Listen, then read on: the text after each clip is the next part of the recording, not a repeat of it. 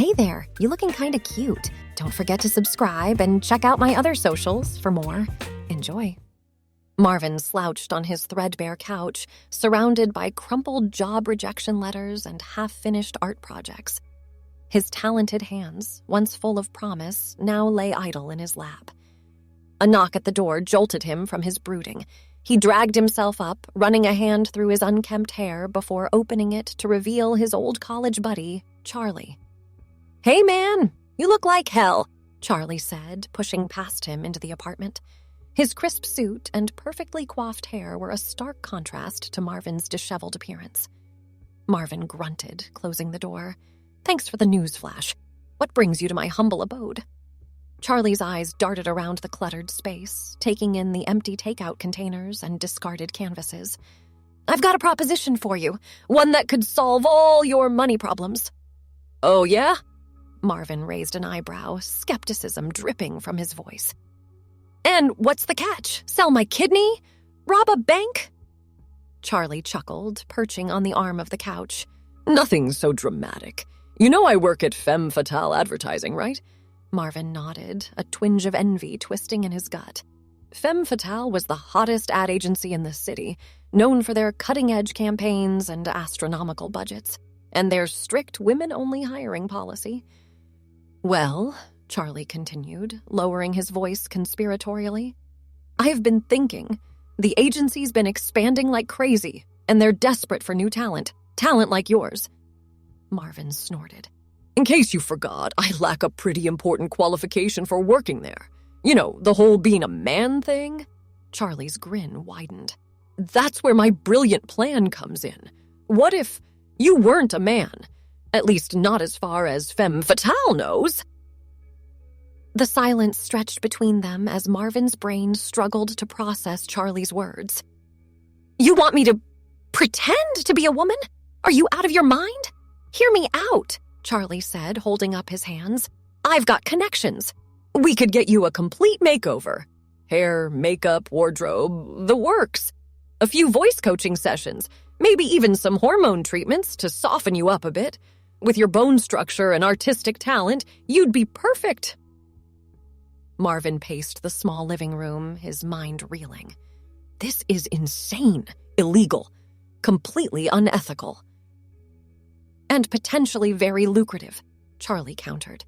"Look, I know you're struggling. This could be your big break. We split my salary 60-40, you get your foot in the door of the industry, and everyone wins." Marvin stopped, staring at his reflection in the grimy window. His stubbled jaw, broad shoulders, Adam's apple. Could he really pull this off? And more importantly, should he? "I don't know, man," he said, shaking his head. "It's a big risk. What if I get caught?" Charlie stood, placing a hand on Marvin's shoulder. "Then we say it was performance art or something. Come on, where's your sense of adventure? This could change everything for you." Marvin's gaze drifted to the stack of unpaid bills on his coffee table. His dream of making it as an artist seemed further away than ever. Maybe this crazy scheme was exactly what he needed to jumpstart his life. "All right," he said finally, his voice barely above a whisper. "I'm in. But if this goes south, I'm taking you down with me." Charlie's face split into a wide grin. "That's the spirit. Trust me, you won't regret this. Now let's get started on Operation Marvin to Maryam." The next few weeks were a whirlwind of activity. Charlie introduced Marvin to Zoe, a drag queen with a reputation for transformation miracles. She took one look at Marvin and clapped her hands in delight. "Oh, honey, we are going to have so much fun with you," she cooed, circling him like a shark sizing up its prey. "Those cheekbones? To die for. And those eyes. With the right makeup, you'll have men and women eating out of the palm of your hand." Marvin endured hours of plucking, waxing, and shaving. He learned the intricacies of contouring and the dark art of walking in heels. Zoe's apartment became a second home, filled with the scent of nail polish and the constant hum of hair dryers. "Tuck tighter, darling," Zoe instructed, adjusting Marvin's posture in front of the full-length mirror. "Remember, you're hiding a package down there." Marvin grimaced, shifting uncomfortably. How do you do this all the time? It's like a vice grip on my... Zoe interrupted, waggling a perfectly manicured finger. Ladies don't discuss such things. Now let's work on your walk again. Hips swaying, shoulders back, chin up. You're a confident, successful woman who knows what she wants. As the days passed, Marvin found himself becoming more comfortable in his new skin. The weight of the wig became familiar, the press of the bra less noticeable. He caught himself admiring the curve of his hip in shop windows, the elegant arch of his newly shaped eyebrows.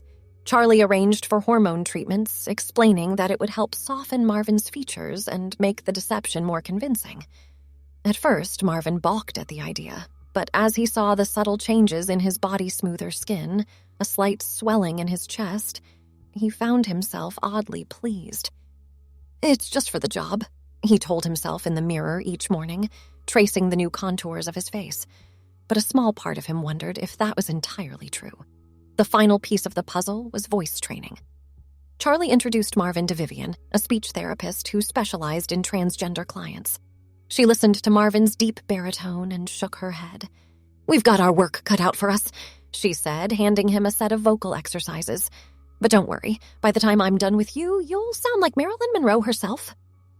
Hours of practice left Marvin's throat sore, but slowly his voice began to change. The low rumble gave way to a higher, breathier tone.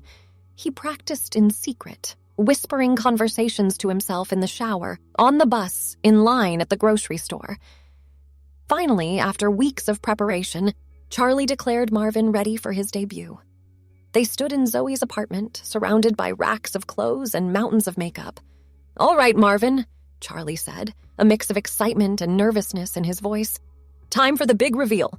Show us Miriam. Marvin took a deep breath, steeling himself. He stepped behind the changing screen, shedding the last vestiges of his male identity. When he emerged, the room fell silent. Gone was the scruffy, dejected artist. In his place stood a striking woman with flowing chestnut hair, curve-hugging dress, and legs that seemed to go on for miles. Marvin, now Miriam, wobbled slightly on her heels, but her chin was held high. Well? She asked, her newly practiced voice lilting with a hint of uncertainty. How do I look? Honey, if I didn't know better, I'd swear you were born with that body. Charlie nodded, a slow smile spreading across his face. Miriam, you're perfect. Femme fatale won't know what hit them. As the reality of what they were about to do sank in, Miriam felt a flutter of panic in her chest. Charlie, are you sure about this? What if someone recognizes me? Charlie placed his hands on Miriam's shoulders, careful not to smudge her makeup. Relax, you look completely different. And remember, no one at Femme Fatale has ever met Marvin. As far as they're concerned, Miriam is just another talented woman looking to make her mark in advertising. Miriam nodded, smoothing down her dress. Okay, so what's the plan? I've set up an interview for you next week, Charlie explained. Just be confident, show them your portfolio, and let your talent speak for itself. Once you're in, we'll figure out the logistics of splitting my salary. As the day of the interview approached, Miriam found herself growing more comfortable in her new identity. She practiced her walk, her speech, even her mannerisms in front of the mirror. The face that looked back at her was both familiar and strange, still recognizably her, but softer, more refined. The morning of the interview dawned bright and clear. Miriam stood in front of her closet, deliberating over her outfit. She finally settled on a sleek black pencil skirt, a crisp white blouse, and a pair of killer red heels. As she applied her makeup with a steady hand, she marveled at how natural it all felt now. You can do this, she told her reflection, adjusting her wig one last time. You're Miriam now, confident, talented, and ready to take on the world. The Femme Fatale office was a hive of activity when Miriam arrived. Stylish women bustled about, their heels clicking on the polished floors. Miriam took a deep breath, straightened her shoulders, and approached the receptionist. Hi, I'm Miriam, she said, her voice steady. I have an interview with Miss Hartley." The receptionist smiled warmly. "Of course, Miriam. Please have a seat. Miss Hartley will be with you shortly." As Miriam perched on the edge of a sleek leather chair, she couldn't help but feel a thrill of excitement. This was it, her chance to prove herself, to finally break into the world she'd been dreaming of for so long. "Miriam!" a crisp voice called. She looked up to see a tall, elegant woman with steel gray hair and piercing blue eyes. "I'm Victoria Hartley. Please, come in." Miriam followed Miss Hartley into a spacious office with floor-to-ceiling windows overlooking the city. She sat across from the formidable woman, crossing her legs carefully and placing her portfolio on the desk between them. "So, Miriam," Miss Hartley began, leafing through the portfolio, "tell me why you want to work at Femme Fatale." Miriam launched into her prepared speech, her voice growing more confident with each word. She spoke about her passion for art, her desire to create campaigns that would resonate with people, her admiration for Femme Fatale's innovative approach. As the interview progressed, Miriam found herself relaxing. Miss Hartley seemed genuinely impressed by her work, asking insightful questions about her techniques and inspirations. For a moment, Miriam almost forgot about the deception, losing herself in the joy of discussing her craft. "Well, Miriam," Miss Hartley said finally, closing the portfolio, "I must say I'm very impressed. Your work shows a fresh perspective that I think would be valuable here at Femme Fatale. There's just one more thing I'd like to discuss." Miriam's heart raced. Had she been found out? Was this where it all fell apart? "As you know, we pride ourselves on being a women-only agency," Miss Hartley continued. "It's not just a gimmick. It's central to our mission and our culture. I need to know that you're fully committed to that ideal." Miriam swallowed hard, her mind racing. This was her chance to back out, to confess the truth and walk away. But as she looked around the office at the vibrant energy and creative spirit that seemed to pulse through the very walls, she knew she couldn't give up this opportunity. "Miss Hartley," she said, leaning forward slightly, "I understand completely. The reason I was drawn to Femme Fatale in the first place was because of your commitment to empowering women in this industry. I believe wholeheartedly in that mission, and I would be honored to be a part of it." Miss Hartley studied her for a long moment, then nodded, a smile breaking across her face. "Well then, Miriam, welcome to Femme Fatale. We'll start you on Monday. I think you'll fit in perfectly here." As Miriam left the office, her head spinning with a mix of elation and guilt, she knew her life would never be the same. She had gotten what she wanted, a foot in the door of her dream career. But at what cost? That night, as she peeled off her wig and wiped away her makeup, Miriam stared at her reflection in the mirror. The face looking back at her seemed caught between two worlds, not quite Marvin anymore, but not fully Miriam either. She picked up her phone, dialing Charlie's number with trembling fingers. "I got the job," she said when he answered, her voice still in its higher register. "That's fantastic!" Charlie exclaimed. "I knew you could do it. We need to celebrate." Miriam hesitated. "Charlie, I need to talk to you about something. This whole plan, I'm not sure I'm comfortable with it anymore." There was a long pause on the other end of the line. "What do you mean? This is what we've been working towards." "I know, but..." Miriam sighed, sinking onto the edge of her bed. Being in that office, talking to Miss Hartley about empowering women, it felt wrong to be deceiving them like this. And these changes we've made, the hormones, the voice training, they're starting to feel less like a disguise and more like me. Charlie's voice was tight when he responded. "Marvin, buddy, you're overthinking this. It's just a job, remember? A means to an end. We had a deal." "I know we did," Miriam said, frustration creeping into her tone. "But things have changed. I've changed. I need some time to figure this out." "Figure what out?" Charlie demanded. "You're a man pretending to be a woman to get a job. That's all this is." Miriam flinched at his words, a wave of confusion and hurt washing over her. Maybe that's how it started. But now, I don't know. I need some time to think. She hung up before Charlie could respond, tossing the phone onto her nightstand.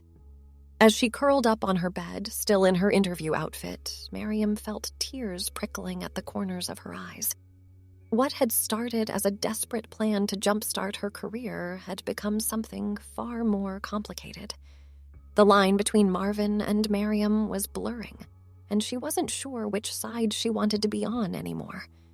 As the days passed, Miriam threw herself into her new job at Femme Fatale. The work was challenging and exciting, pushing her creative boundaries in ways she had only dreamed of before. Her colleagues were welcoming, quickly folding her into their tight-knit group. But beneath the surface, turmoil brewed. Every morning, as she applied her makeup and donned her wig, Miriam felt a mix of anticipation and guilt. The ease with which she slipped into this persona both thrilled and terrified her. Charlie's calls and texts went unanswered as Miriam grappled with her conflicting emotions. She found herself lingering in front of mirrors, studying the soft curves of her face, the gentle swell of her chest from the hormones. The reflection looking back at her felt more authentic than the one she had known for years. One evening, as Miriam was working late at the office, Miss Hartley stopped by her desk. "Burning the midnight oil, I see," she said with a smile. "Your dedication is admirable, Miriam. I have to say, you've exceeded all my expectations." Miriam felt a flush of pride, followed quickly by a stab of guilt. "Thank you, Miss Hartley. I'm just trying to do my best." Miss Hartley perched on the edge of Miriam's desk, her expression softening. "You know, when I started this agency, people said I was crazy, that a women-only firm would never succeed in this cutthroat industry, but I believed that by creating a space where women could truly shine, we could change the game. And looking at you, Miriam, I know I was right." The weight of Miss Hartley's words settled heavily on Miriam's shoulders. She opened her mouth to speak, but no words came out. Miss Hartley patted her hand gently. "I see so much potential in you, Miriam. You remind me of myself when I was starting out. Hungry, passionate, ready to take on the world. I want you to know that you have a real future here at Femme Fatale." As Miss Hartley walked away, Miriam felt tears welling up in her eyes. The lie that had seemed so simple at first had grown into something monstrous, threatening to consume her entire life. That night, Miriam made a decision. She couldn't continue living this double life. The constant fear of discovery, the guilt that gnawed at her conscience. It was too much to bear. But as she contemplated coming clean, she realized with a start that the thought of giving up Miriam terrified her more than any consequence of her deception. In that moment of clarity, Miriam understood that this was no longer just about a job or a paycheck. Somewhere along the way, Miriam had become real. More real, perhaps, than Marvin had ever been. With shaking hands, she picked up her phone and dialed a number she had saved weeks ago but never used. "Hello, is this Dr. Ramirez? My name is Miriam. I think I need to talk to someone about gender identity." The next few months were a whirlwind of therapy sessions, difficult conversations, and soul-searching. Miriam opened up to Dr. Ramirez about the origins of her deception, but also about the unexpected feelings and revelations it had sparked. "What you did was unethical, Miriam," Dr. Ramirez said during one of their sessions. "But it's clear that it's brought some deep-seated issues to the surface. The question now is, who do you want to be moving forward?" It was a question Miriam grappled with daily. She thought about Marvin, his frustrations, his unfulfilled dreams, the constant feeling of being out of place in his own skin. And she thought about Miriam, the confidence she felt in heels, the joy of expressing herself through fashion and makeup, the sense of belonging she had found at Femme Fatale. Finally, after weeks of introspection and counseling, Miriam knew what she had to do. She requested a meeting with Miss Hartley, her stomach churning with anxiety as she waited in the familiar office. "Miriam, what can I do for you?" Miss Hartley asked, gesturing for her to sit. Miriam took a deep breath, steeling herself for what was to come. Miss Hartley, I need to tell you something. When I came to work here, I wasn't entirely honest with you." Over the next hour, Miriam poured out the whole story. The initial deception, her growing confusion, and finally, her realization about her true identity. As she spoke, she watched Miss Hartley's expression shift from shock to anger to something more complex. When Miriam finished, silence filled the room. She sat there, heart pounding, waiting for the axe to fall. Finally, Miss Hartley spoke, her voice tight with emotion. "Miriam, or should I say Marvin, I won't pretend I'm not angry and disappointed. What you did was a betrayal of everything this company stands for." Miriam nodded, tears streaming down her face. "I know, and I'm so sorry. I never meant for it to go this far, but being Miriam, it made me realize who I truly am, who I've always been, deep down." Miss Hartley studied her for a long moment. "So, what are you saying? That you want to continue living as Miriam?" "Yes," Miriam said, her voice barely above a whisper. "I know I have no right to ask this, but is there any way I could stay at Femme Fatale as my true self?" Miss Hartley sighed heavily, rubbing her temples. "Miriam, you've put me in an impossible position. On one hand, your work has been exceptional, and I meant what I said about seeing potential in you. On the other, you've lied to me and to this entire company." Miriam nodded, her heart sinking. "I understand. I'll clear out my desk right away."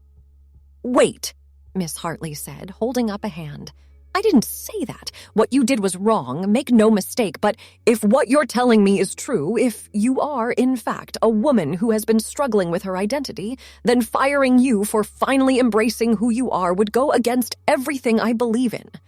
Hope blossomed in Miriam's chest. "What are you saying?" "I'm saying that you can keep your job, Miriam. But there will be conditions.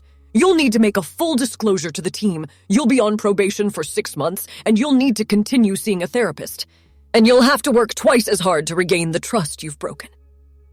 Tears of relief and gratitude spilled down Miriam's cheeks. "Thank you, Miss Hartley. I promise I won't let you down." Miss Hartley's expression softened slightly. "I'm taking a big risk here, Miriam. Don't make me regret it." As Miriam left the office, she felt as though a huge weight had been lifted from her shoulders. There were still challenges ahead, telling her colleagues, confronting Charlie, navigating her new identity in the world beyond Femme Fatale. But for the first time in months, she felt truly free. Thanks for watching. Don't forget to check out my other socials if you want more wonderful content, early access, behind the scenes, and more. All links down below.